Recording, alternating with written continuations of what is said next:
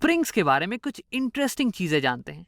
यहाँ पे मेरे पास एक स्प्रिंग है जो कि रिलैक्स पोजीशन पे जमीन पे रखी हुई है। इसका एक एंड यहाँ दीवार से फंसा हुआ है। अब तुम्हें अंदाजा होगा कि अगर मैं इस स्प्रिंग पे एक फोर्स लगाऊं कुछ इस दिशा में, तो ये स्प्रिंग कंप्रेस होने वाली है।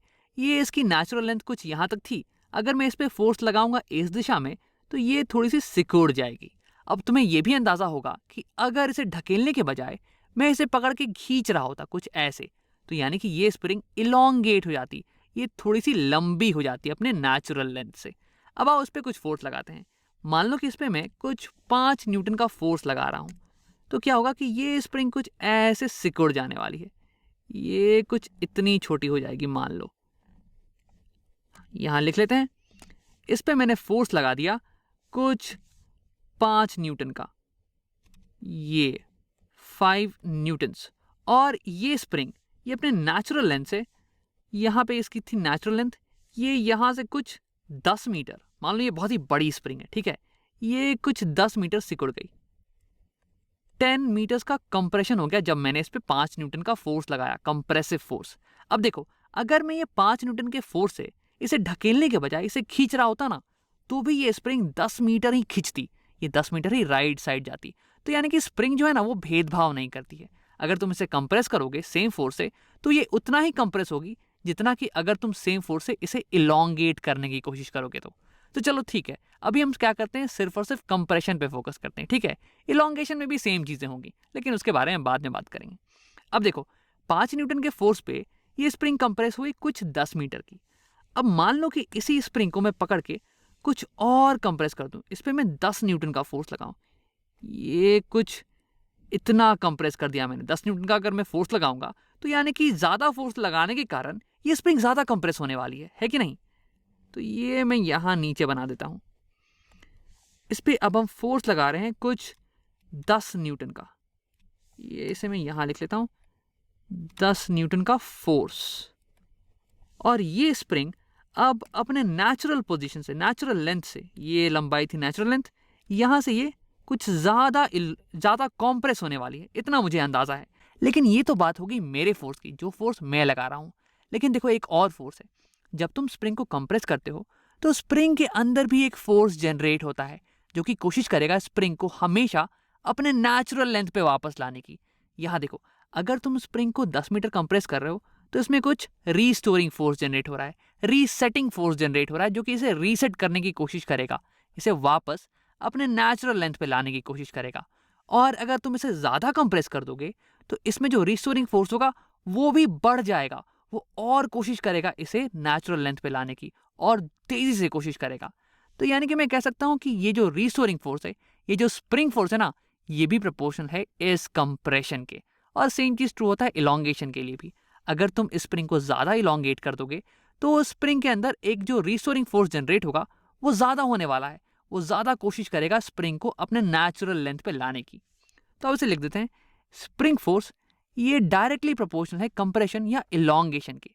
अब देखो, मैं अगर इस प्रोपोर्शनैलिटी को हटाऊं, तो मेरे पास यहां पे आने वाला है spring force is equal to minus k x, ये हो जाएगा कांस्टेंट माइनस के एक्स। अब यहाँ पे माइनस क्यों आ रहा है, इसके बारे में हम तुरंत देखने वाले हैं, लेकिन इसके बारे में हम देखते हैं एग्जाम्पल की मदद से। अब देखो, इस केस में मैंने स्प्रिंग को कंप्रेस किया कुछ 10 मीटर लेफ्ट डायरेक्शन में, तो अब इसे यहाँ पे डालते हैं। 10 मीटर अगर लेफ्ट डायरेक्शन में कंप्रेस करोगे, तो मैं लिखूंगा ये माइनस के एक्स को तो माइनस के ही रहने देते हैं। कंप्रेशन की जगह पे मैं लिख दूंगा 10 मीटर्स लेफ्ट डायरेक्शन में, यानी कि माइनस 10 मीटर्स, क्योंकि लेफ्ट डायरेक्शन में हो रहा है और ये डिस्प्लेसमेंट है, ये कंप्रेशन, ये एक वेक्टर क्वांटिटी है, तो -10। और ये आ जाएगा मेरा spring force, F of spring. और अगर इसे मैं सॉल्व करूं, तो ये आ जाएगा कुछ +10 के बराबर। तो इतना रीस्टोरिंग फोर्स जनरेट हो गया मेरे स्प्रिंग के अंदर। अब देखो, मेरी जो स्प्रिंग है वो इस सिचुएशन में तो इक्विलिब्रियम पोजीशन पे है। जितना फोर्स इस पे 5 न्यूटन का इधर लग रहा है, उतना ही फोर्स इस पे लगना चाहिए राइट डायरेक्शन में, क्योंकि मेरी स्प्रिंग अब मूव तो नहीं कर रही है यहाँ से। अगर राइट डायरेक्शन में स्प्रिंग फोर्स थोड़ा कम लग रहा होता, तो यानी कि नेट फोर्स हो जाता इस डायरेक्शन में, और मेरी स्प्रिंग और कंप्रेस होती। और या फिर अगर मेरा स्प्रिंग फोर्स कुछ बड़ा होता, तो यानी कि उस केस में स्प्रिंग राइट डायरेक्शन में इलोंगेट होती चली जाती। लेकिन क्योंकि स्प्रिंग रेस्ट पे आ गई है इस पोजीशन पे, यहाँ से बिल्कुल भी हिल नहीं रही है, नहीं ज़्यादा कंप्रेस हो रही है, नहीं ज़्यादा ये इलोंगेट हो रही है, यानी कि जो स्प्रिंग फोर्स जनरेट हो रहा है ना, जो स्प्रिंग के अंदर स्प्रिंग फोर्स जनरेट हो रहा है, वो परफेक्टली बैलेंस कर रहा है मेरे फोर्स को, जिस फोर्स से मैं इसे कंप्रेस करने की कोशिश कर रहा हूँ। यानी कि इसका मैग्नीट्यूड सेम होने वाला है 5 न्यूटन का, बस डायरेक्शन ऑपोजिट डायरेक्शन में हो जाएगा। तो देखो स्प्रिंग फोर्स, ये तो इस केस में मुझे पता चल गया, ये होगा 5 न्यूटन के बराबर, 5 न्यूटन के बराबर, और ये बराबर है +10 के, यानी कि मैं के की वैल्यू निकाल सकता हूँ। के हो जाएगा 5 डिवाइड बाई 10, दोनों साइड में 10 से डिवाइड कर दूंगा, तो मेरे पास आ गया के इज इक्वल टू 5/10 या फिर 1/2। ये हो गया मेरे स्प्रिंग कांस्टेंट की वैल्यू। अब इसे मैं डालने वाला हूँ वापस यहाँ इस स्प्रिंग फोर्स की इक्वेशन में, और मेरे पास आ जाएगी इस पर्टिकुलर स्प्रिंग की स्प्रिंग फोर्स की इक्वेशन या रीस्टोरिंग फोर्स की इक्वेशन। अब उसे लिख लेते हैं। स्प्रिंग फोर्स या restoring force for this particular spring is equal to minus into spring constant. अब इस स्प्रिंग की स्प्रिंग कांस्टेंट मैंने कैलकुलेट की है, वो आया है हाफ, इनटू इलोंगेशन या कंप्रेशन एक्स। एक्स होता है कितना कंप्रेस या इलोंगेट हुआ है spring from its natural position. अब ये हो गई इक्वेशन मेरी इस पर्टिकुलर स्प्रिंग की। अब इसकी मदद से मैं इस सेकेंड एग्जाम्पल में निकाल सकता हूं कि स्प्रिंग मेरी कितनी कंप्रेस हुई है। अब देखो यहाँ पे मेरी स्प्रिंग ये अभी इक्विलिब्रियम पोजीशन पे है, यानी कि इसमें नेट फोर्स लग रहा है 0। अब मैं लगा रहा हूं इस पे 10 न्यूटन का फोर्स लेफ्ट डायरेक्शन पे, यानी कि इस स्प्रिंग में जो स्प्रिंग फोर्स जनरेट हुआ है ना, वो भी 10 न्यूटन का होगा, लेकिन राइट वर्ड डायरेक्शन में, क्योंकि इसे बैलेंस करना है इस पर्टिकुलर फोर्स को, 10 न्यूटन का फोर्स राइट डायरेक्शन में। तो ये हो गई रीस्टोरिंग फोर्स या फिर स्प्रिंग फोर्स। अब इसे यहां पे लिख लेते हैं, 10 न्यूटन का स्प्रिंग फोर्स लग रहा है, और ये बराबर है -12 इनटू कंप्रेशन एक्स के। अब इसकी मदद से मैं एक्स की वैल्यू निकाल लूंगा। अगर दोनों साइड में -2 से मल्टीप्लाई कर दूं तो मेरे पास आ जाएगा यहाँ पे x is equal to -2 into 10, यानी कि -20 मीटर्स। इतना हुआ कंप्रेशन यहाँ पे, -20 मीटर्स, और माइनस इसलिए क्योंकि कंप्रेशन हो रहा है लेफ्ट डायरेक्शन में, और ये एक वेक्टर क्वांटिटी है। अब ये देखो यहाँ पे हमने लगाया था 5 न्यूटन का फोर्स और कंप्रेशन हुआ 10 मीटर का। अब मैंने फोर्स को दुगना कर दिया 10 न्यूटन, तो यानी कि कंप्रेशन भी दुगना हो जाना चाहिए, 10 से 20 मीटर। और ये तो जाहिर सी बात है, यही दे रहा है हमारा इक्वेशन भी। अब आप बात करते हैं इस माइनस साइन की। यहाँ पे हमने माइनस साइन क्यों लगाया?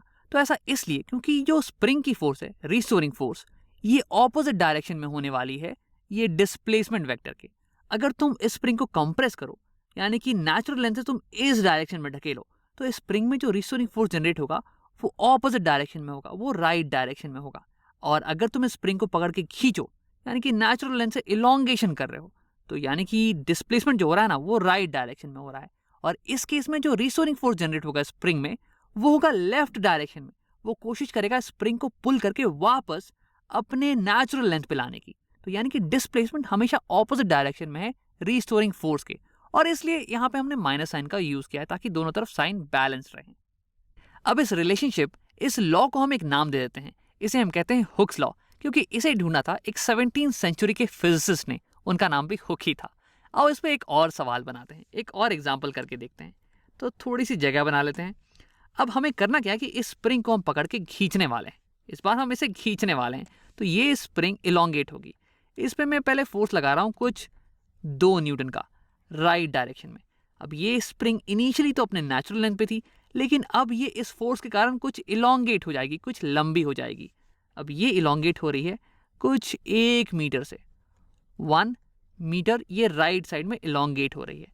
अब हमें पता लगाना है कि स्प्रिंग की स्प्रिंग कांस्टेंट कितनी है, और इसकी मदद से हमें यह भी बताना है कि अगर ये स्प्रिंग 2 मीटर इलोंगेट हो चुकी होती तो उस केस में स्प्रिंग फोर्स कितना होता, रीस्टोरिंग फोर्स क्या होता उस सिचुएशन में। तो अब लिखते हैं कि स्प्रिंग की जो लॉ होती है, हुक्स लॉ, वो क्या कहती है? हुक्स लॉ कहती है कि स्प्रिंग फोर्स या फिर रीस्टोरिंग फोर्स ये बराबर है माइनस के, जो कि स्प्रिंग कांस्टेंट, इनटू इलोंगेशन या कंप्रेशन एक्स के। अब देखो इस केस में जब हमारी स्प्रिंग पे 2 न्यूटन का फोर्स लग रहा है और इसे मैं खींच चुका हूं 1 मीटर से, तो यानी कि यहाँ पे जब स्प्रिंग पहुंच जाएगी ना, तो ये इक्विलिब्रियम में होगी।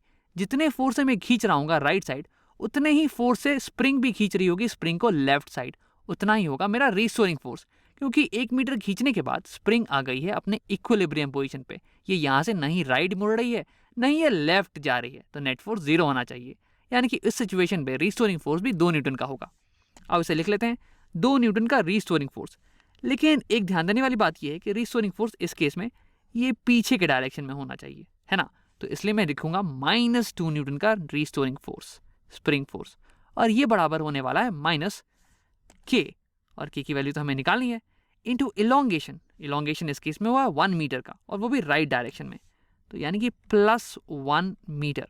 अब अगर इसे तुम सॉल्व करो तो तुम्हारे पास आ जाएगी के की वैल्यू, और के की वैल्यू आएगी एज 2। अब देखो, इस के का वैल्यू का इस्तेमाल करके हम ये पता लगाएंगे कि अगर इस स्प्रिंग को मैं 2 मीटर से इलोंगेट कर दूं, 2 मीटर अगर x हो, तो उस केस में स्प्रिंग कांस्टेंट, स्प्रिंग फोर्स की वैल्यू क्या होगी, रिस्टोरिंग फोर्स की वैल्यू क्या होगी। तो मैं के की वैल्यू इस इक्वेशन में डालूंगा और मैं निकाल लूंगा रिस्टोरिंग फोर्स की value. Restoring force is equal to minus k की वैल्यू है 2, और इलोंगेशन सेकंड केस में होने वाला है 2 मीटर का। 2 मीटर क्योंकि राइट डायरेक्शन में हो रहा है, इसलिए मैं लिखूंगा +2 मीटर। +2 मीटर से मल्टीप्लाई करेंगे तो हमारे पास फाइनली आने वाला है स्प्रिंग फोर्स या रिस्टोरिंग फोर्स। इसकी वैल्यू हो जाएगी -2 × 2 यानी कि -4 न्यूटन्स। इतनी होगी मेरी रिस्टोरिंग फोर्स अगर मेरा स्प्रिंग कुछ 2 मीटर इलोंगेटेड हो तो। और माइनस का मतलब ये हुआ कि इस केस में रिस्टोरिंग फोर्स लेफ्ट डायरेक्शन में है, और ये तो जाहिर सी बात है, अगर तुम इसे पकड़ के यहाँ तक खींच दोगे तो रिस्टोरिंग फोर्स कोशिश करेगा इसे पकड़ के वापस लाने की, और इसलिए ये इस डायरेक्शन में लगने वाला है। अब आओ एक बार रिकैप कर लेते हैं। हमने देखा कि स्प्रिंग की पहली बात तो एक नेचुरल लेंथ होती है, जब इसे कुछ भी छेड़ो नहीं तो जो इसकी लंबाई होगी उसे हम कह देंगे इसकी नेचुरल लेंथ।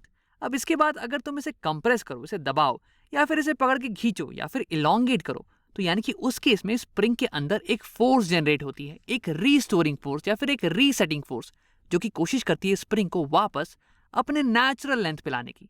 यानी कि अगर तुम इसे कंप्रेस करोगे तो इस पे एक रीस्टोरिंग फोर्स जनरेट होगी जो कि इसे कोशिश करेगी वापस ढकेल के इसकी नेचुरल लेंथ पे लाने की।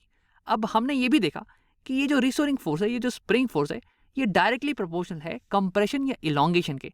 अगर ज़्यादा कंप्रेस या इलोंगेट करोगे तो ज़्यादा बड़ी स्प्रिंग फोर्स डेवलप होगी, ज़्यादा बड़ी रीस्टोरिंग फोर्स डेवलप होगी, और इस प्रोपोर्शनैलिटी को अगर हटाओगे तो यहाँ पे आ जाएगा एक -k कांस्टेंट, इसे कहते हैं हम स्प्रिंग कांस्टेंट। और ये माइनस साइन यहाँ पे इसलिए है क्योंकि स्प्रिंग फोर्स या फिर रिस्टोरिंग फोर्स, इसकी डायरेक्शन ये डिस्प्लेसमेंट, ये कंप्रेशन या इलोंगेशन के डायरेक्शन के ऑपोजिट डायरेक्शन में होगी। अगर तुम इसे कंप्रेस करोगे इस डायरेक्शन में तो स्प्रिंग फोर्स होगी इस डायरेक्शन में, ऑपोजिट डायरेक्शन में। अब इस पूरे लॉ को हम बोल देते हैं हुक्स लॉ।